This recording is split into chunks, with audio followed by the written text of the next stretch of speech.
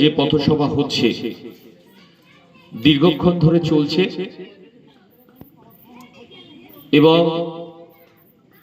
এখনো কিছুক্ষণ চলবে।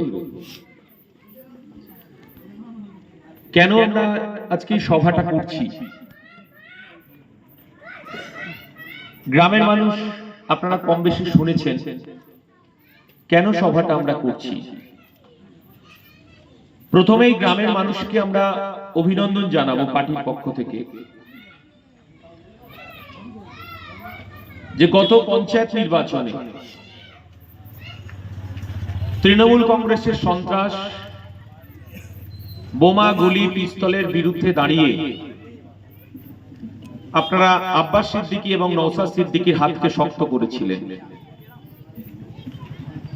এবং এই গ্রামের মানুষ আপনারা মেরুদণ্ডটা সোজা করে বিকল্পের সন্ধান হিসাবে আপনারা খাম চিহ্নে ভোট দিয়েছিলেন। আপনাদেরকে অভিনন্দন জানাই, আপনাদেরকে কুর্নিশ জানাই। বাকিটা আর বলবো না, বাকিটা নতুন করে আমাদেরকে আবার জোট বাঁধতে হবে। সামনে কুরবানির ঈদ আছে, কুরবানি দেওয়ার জন্য আমরা আমাদের নিয়ত থাকে আর হিন্দুদের মানত থাকে। আমরা হাটে বাজারে অনেক গরু ছাগল কেনা বেচা করি, তা ধরে নিন না হাটে বাজারে এরকম কিছু গরু ছাগল কেনা বেচা হয়। আজকে আর বেশি কথা বলবো না,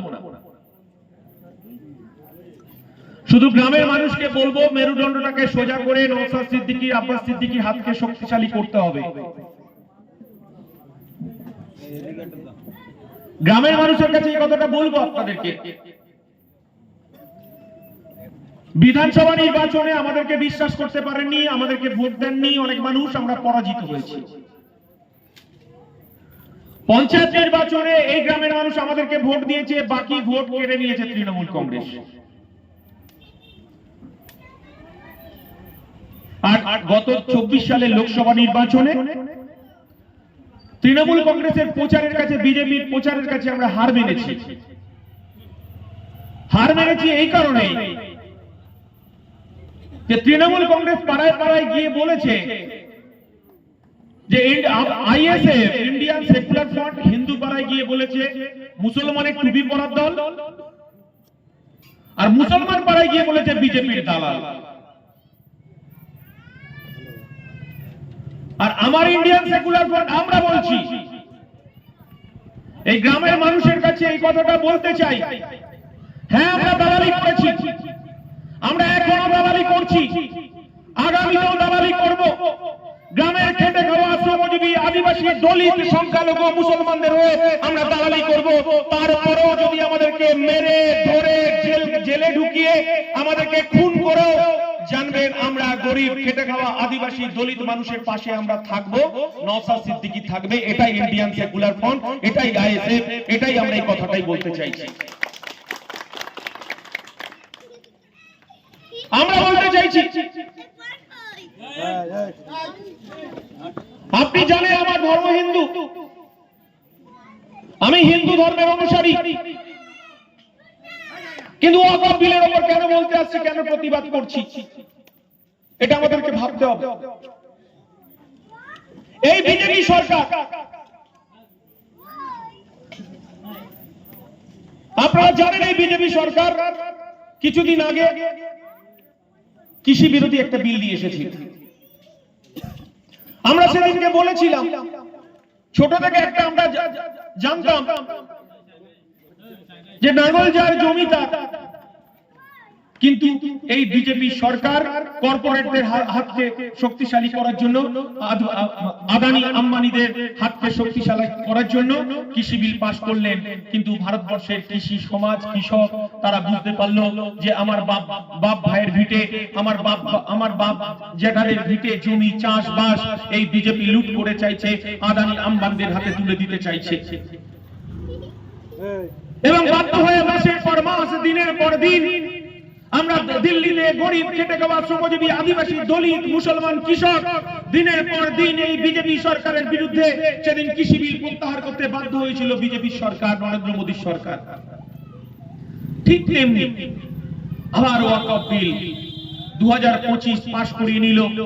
পাশ করিয়ে নেওয়ার পর আমরা মনে করি আবার মুসলমান জাতির উপর, মুসলমান ধর্মের উপর আবার বিজেপি সরকারের একটা আঘাত।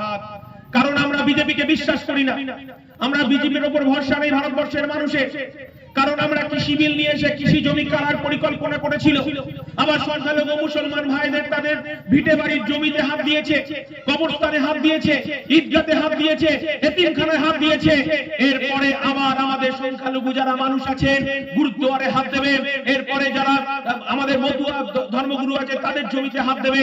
আমরা বলতে চাইছি এই লুটেরা বিজেপির বিরুদ্ধে গরিব খেটে খাওয়া শ্রমজীবী মানুষকে, মুসলমান সম্প্রদায়ের মানুষকে, তাই রাস্তায় নেমে ওয়াকফ বিলের বিরুদ্ধে আমাদের রুখে দাঁড়াতে হবে। আমরা আগামীকাল মুসা বলছিল কলকাতায় আমরা ওয়াকফ বিলের বিরুদ্ধে আমরা লাখো লাখো মানুষ রাস্তায় নেমে নামতে চলেছি। সারা ভারতবর্ষে রাস্তায় নেমেছে মানুষ, হিন্দু মুসলমান খ্রিস্ট জৈন শিখ পারসিক। কারণ এই বিজেপিকে ভরসা করে না, বিজেপিকে বিশ্বাস করে না। কারণ এই লুটেরা সরকার, এই কর্পোরেট পুঁজিপতিদের হাতে এই সরকারের ক্ষমতা তুলে দিতে চাইছে। গরিব মানুষকে আবার ব্রিটিশ সাম্রাজ্যবাদের মতো কৃতদাসে পরিণত করতে চাইছে একটা বর্বর অসভ্য বিজেপির দল। লোকসভা নির্বাচন, বিধানসভা নির্বাচন, এই মমতা বন্দ্যোপাধ্যায়ের দল তাদের দালাল যারা দালালি করে বেড়ায় এখনো পর্যন্ত, যারা জমি লুট করেছে, যারা বাড়ি লুট করেছে, মানে প্রধানমন্ত্রী আবাস যোজনার টাকা লুট করেছে, যারা 100 দিনের কাজের টাকা লুট করেছে, প্রধানমন্ত্রী আবাস যোজনার টাকা লুট করেছে, সেই সমস্ত দালালগুলো 2024 সাল পর্যন্ত এবং 2024 সাল পর্যন্ত তারা আমাদের আইএসএফ কে মুসলমান পাড়ায় গিয়ে বলেছে বিজেপির দালাল, আর হিন্দু পাড়ায় গিয়ে বলেছে টুপি পরা মুসলমানের দল। যারা তৃণমূল করে আরেকবার এই কথাটা আমরা বলতে চাইছি, 1998 সালে আপনারা একবার ফেরত যান। 1998 সালে কংগ্রেস ভেঙে মমতা বন্দ্যোপাধ্যায় যখন তিনি তৃণমূল কংগ্রেস তৈরি করলেন, যখন জোড়া ফুল আসলো আমাদের সামনে, তখন মমতা বন্দ্যোপাধ্যায় স্লোগান তুলেছিলেন সব হাতে কাজ চাই, সব পেটে ভাত চাই, দলতন্ত্র নয় গণতন্ত্র চাই। আর এই 34 বছরে বামফ্রন্ট জগদ্দল পাথরটাকে সরাতে হবে, কারণ তারা নাকি 34 বছরে সব লুট করে নিয়েছে। আর এই সরকার সাচার কমিটি রিপোর্টকে সামনে নিয়ে এসে সেদিনকে বলেছিল মুসলমানদের সমস্ত অধিকার লুট করেছে। সেদিনকে এই ভারতবর্ষের এই পশ্চিমবঙ্গের মানুষ, আমার সংখ্যালঘু মানুষরা সেদিনকে বিশ্বাস করেছিল। 2007 সাল এই রাজ্যের মুখ্যমন্ত্রী বুদ্ধদেব ভট্টাচার্য, এই রাজ্যের মুখ্যমন্ত্রী বুদ্ধদেব ভট্টাচার্য, পুলিশ মন্ত্রী বুদ্ধদেব ভট্টাচার্য, আমরা কি দেখলাম? রিজবানুর রহমান দমদমের পাশে পাতিপুকুর স্টেশনের পাশে অশোক টডির মেয়েকে ভালোবাসার কারণে রিজবানুর দেহটাকে সেদিনকে আমরা মৃতদেহ পাওয়া গিয়েছিল। সেদিন মমতা বন্দ্যোপাধ্যায় কলকাতায় দাঁড়িয়ে 2007 সালে সেদিনকে আমরা কি দেখলাম? রিজবানুর রহমানের মা এবং তার দাদা রূপবানুর রহমানকে নিয়ে এবং রিজবানুর মাকে নিয়ে কলকাতার রাজপথে সেদিন সেদিনকে মিছিল করেছিলেন। তিনি বুদ্ধদেব ভট্টাচার্যের পদত্যাগ দাবি করেছিলেন, আর তিনি বলেছিলেন ইনসাফ চাই, ইনসাফ। একজন সংখ্যালঘু আমার ভাইকে খুন করলো এই বামফ্রন্ট সরকার। সেদিন সংখ্যালঘু মানুষরা সেদিনকে বিশ্বাস করেছিল, মমতা বন্দ্যোপাধ্যায়ের উপর ভরসা রেখেছিল। এই মমতা বন্দ্যোপাধ্যায় কখনো বোরখা পরেন, কখনো হিজাব পরেন।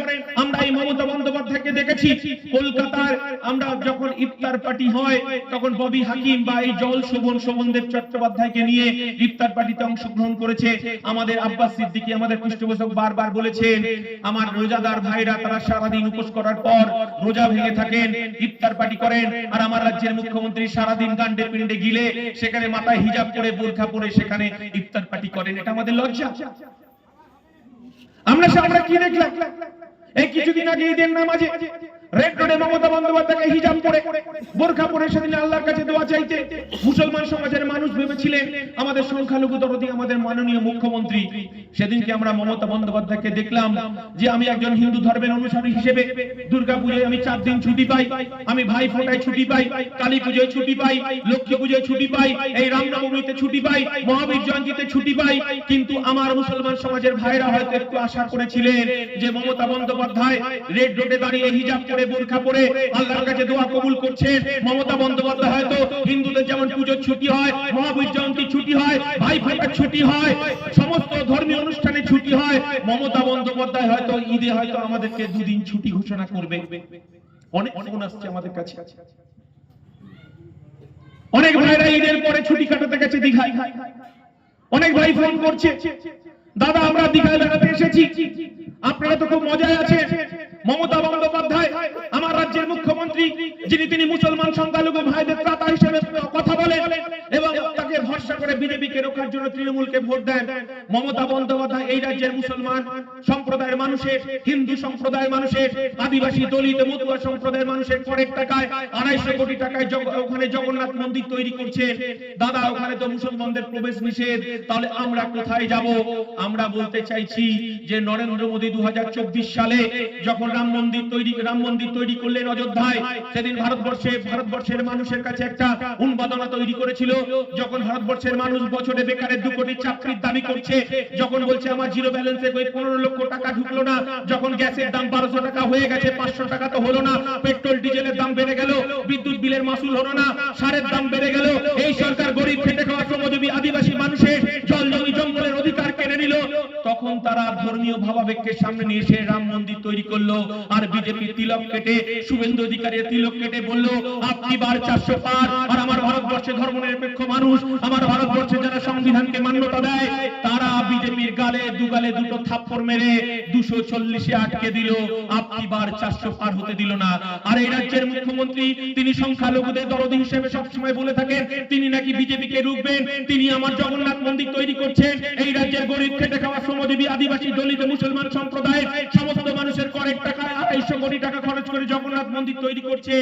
আর রাম মন্দির আমরা দেখলাম কিছুদিন আগে কুম্ভ মেলা হলো, আমার নরেন্দ্র দামোদর ভাই মোদী আর আমার অমিত শাহ বলে দিল কুম্ভ মেলায় কোনো মুসলমানের দোকান থাকবে না, এই কুম্ভ মেলায় কোনো মুসলমান সম্প্রদায়ের মানুষের প্রবেশ থাকবে না।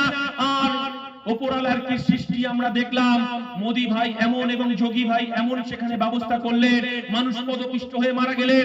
আর এই আমার প্রয়াগরাজের পাশে কুম্ভ মেলার পাশে যখন একটা মসজিদে আমার ইমাম মাথায় টুপি পরে, মুয়াজ্জিন মাথায় টুপি পরে যখন হাজার হাজার মানুষকে মসজিদে তাদের নিরাপত্তা দিচ্ছে, সেখানে ধর্মচারণ করতে দিচ্ছে, ডাক্তার নিয়ে আসছে, খাবার খেতে দিচ্ছে, মোদীর গালে আবার দুটো থাপ্পড় মেরে পরিষ্কার বুঝিয়ে দিয়েছে মোরা একদিনকে দুইটি কুসুম হিন্দু মুসলমান, মুসলিম তারা নয় হিন্দু তাহার পার। আর আমার আব্বাস সিদ্দিকী বলছে নানা ভাষা নানা মত নানা পরিধান, বিবিধের মাঝে দেখো মিলন মহান।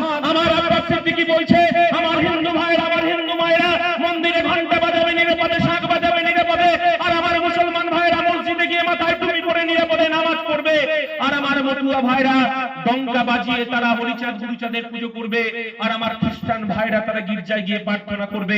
আমরা সেই সম্প্রীতির বাংলা দেখতে চাই। আর আমার মমতা বন্দ্যোপাধ্যায় কখনো হিজাব পরে কখনো বোরখা পরে তিনি আল্লাহর কাছে দোয়া কবুল করছেন। আর আমার ভারত আর পশ্চিম বাংলার মানুষকে কখনো এনআরসি জুজু দেখাচ্ছেন, কখনো বলছে বিজেপিকে রুখতে হবে, বিজেপিকে রক্ষার নাম করে হিন্দু মুসলমানের দাঙ্গা লাগানোর চেষ্টা করছে। আমরা কি দেখলাম মুর্শিদাবাদ দাঙ্গার আগুন জ্বলছে, আমরা দেখছি মালদায় দাঙ্গার আগুন চলছে। আমরা বলছি আমার পৃষ্ঠপোষক আব্বাস সিদ্দিকী বলে দিয়েছে সমস্ত ধর্মের মানুষকে সম্মান দিতে হবে, সমস্ত জাতির মানুষকে সম্মান দিতে হবে। গরিব খেটে খাওয়া শ্রমজীবী আদিবাসী দলিত মানুষের অধিকার প্রতিষ্ঠা করার জন্য আইএসএফ জন্মগ্রহণ করেছে। আমরা কোনো মতেই বিশৃঙ্খলা সাম্প্রদায়িক শক্তিকে আমরা মাথাচাড়া দিতে দেব না।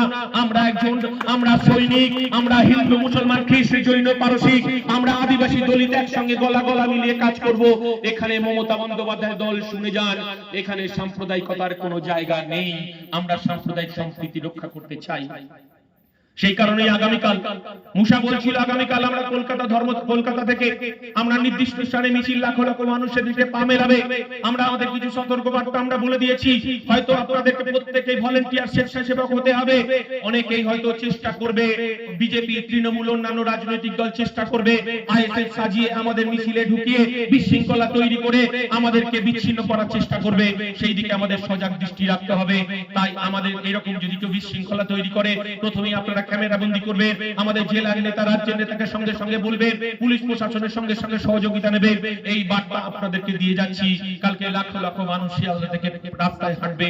এই কারণে ওয়াকফ বিল 2025 আমাদেরকে রুখতে হবে। আমরা তৃণমূল কংগ্রেসকে একটু বলতে চাই, আপনি এনআরসি ভয় দেখিয়ে লোকসভা বিধানসভা করেছেন, মুসলমানদের বিভাজন করিয়েছেন। 2000 আমরা দেখেছি যখন এনআরসি বিল পাস করতে, সেদিনও আপনি কলকাতায় দাঁড়িয়ে ক্যা ছিছি করেছেন আর মুসলমান আমার ভাইদের, আমার চাচাদের, চাচিদেরকে ভয় দেখিয়ে, কিন্তু আপনার সাংসদরা সেদিনও পার্লামেন্টে ভোট দেয়নি, এনআরসি বিল পাস হয়ে গেছে। আপনি মমতা বন্দ্যোপাধ্যায় আপনি বলছেন যে এই রাজ্যে আপনি ওয়াকফ বিল আপনি লাগু করতে দেবেন না, আবার মুসলমান সম্প্রদায়ের মানুষকে আপনি ধোঁকা দিচ্ছেন, কিন্তু আপনাকে উত্তর দিতে হবে।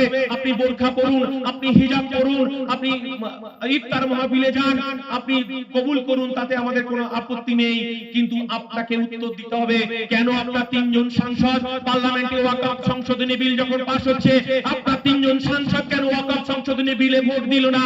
এর উত্তর তৃণমূল কংগ্রেস মমতা বন্দ্যোপাধ্যায়কে দিতে হবে। এই কারণেই আমরা রাস্তায় আছি। অনেক হয়েছে, আর নয়। গরিব, খেটে খাওয়া, শ্রমজীবী, আদিবাসী, দলিত মানুষের অধিকার রক্ষা নষ্ট করেছে। 100 দিনের কাজের টাকা চুরি করেছে, জব কার্ডের কাজ চুরি করেছে, প্রধানমন্ত্রী আবাস যোজনার টাকা যারা ভোটের ব্যালট বক্স লুট করেছে, যারা সন্ত্রাস করে, বাড়ি বাড়ি থ্রেট করে, বাড়ি দখল করেছে, জমি দখল করেছে, তারা প্রধানমন্ত্রী আবাস যোজনা পেয়েছে। আর আমার নওশাদ সিদ্দিকী বলছে সে বিজেপি হতে পারে, তৃণমূল হতে পারে, তার যদি দরমার বাড়ি থাকে, তার যদি মাটির বাড়ি থাকে, তাকে প্রধানমন্ত্রী আবাস যোজনার টাকা দিতে হবে। এটাই ইন্ডিয়ান সেকুলার ফ্রন্ট, এটাই বিকল্পের কথা আমরা বলতে চাইছি। মমতা বন্দ্যোপাধ্যায় আপনি একবার চলুন, যখন ওয়াকফ বিল সংশোধনী বিল পাস হলো, আমার দলের চেয়ারম্যান পরের দিন সকালবেলায় সুপ্রিম কোর্টে দৌড়েছে এই বিলকে রক্ষার জন্য, কারণ আমার মুসলমান সম্প্রদায়ের ভাইয়ের মায়ের, আমাদের বাবাদের, তাদের ভিটে বাড়ি, তাদের কবরস্থান, তাদের ঈদগাহ, তাদের এতিমখানা, তাদের মাদ্রাসায় হাত বাড়িয়েছে বিজেপি, আর আমাদের রাস্তা করে দিয়েছে মমতা বন্দ্যোপাধ্যায়। মমতা বন্দ্যোপাধ্যায় যদি কোনো অপরাধ থাকে, এই রাজ্যে বিজেপিকে ডেকে নিয়ে এসেছে, আরএসএস কে ডেকে নিয়ে এসেছে।